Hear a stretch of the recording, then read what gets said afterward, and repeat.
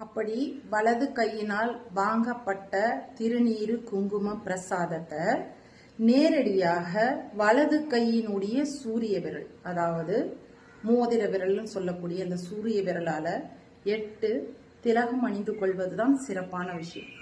எங்களுக்கு அப்படி வாட்டம் வரலங்க, நான் அப்படி பழகிட்டேங்க அப்படின்னு ஏதாவது சொன்னீங்கன்னா, வலது கையில் இருந்து அந்த திருநீரு குங்குமத்தை சுத்தமான ஒரு பேப்பர்ல இட்டு அதிலிருந்து வலது கையினுடைய விரல்களால் எடுத்து இட்டுக்கொள்வது சிறப்பு. முக்கியமா கோவிலில் கொடுக்குற திருநீரு குங்குமத்தை நீங்க வச்சுக்கிட்டது போக மற்றதை எல்லாத்தையும் கோவிலினுடைய பிரகாரங்கள்ல கொட்டக்கூடாது. முக்கியமா இறைவனுடைய அருளுக்காக தான் அதை வாங்கி இட்டுக்கிறீங்க. வச்சது போக மீதி அந்த மாதிரி கொட்டலாமா? செய்யக்கூடாது. நல்லதையே செய்யணும். சரிங்களா? வணக்கம்.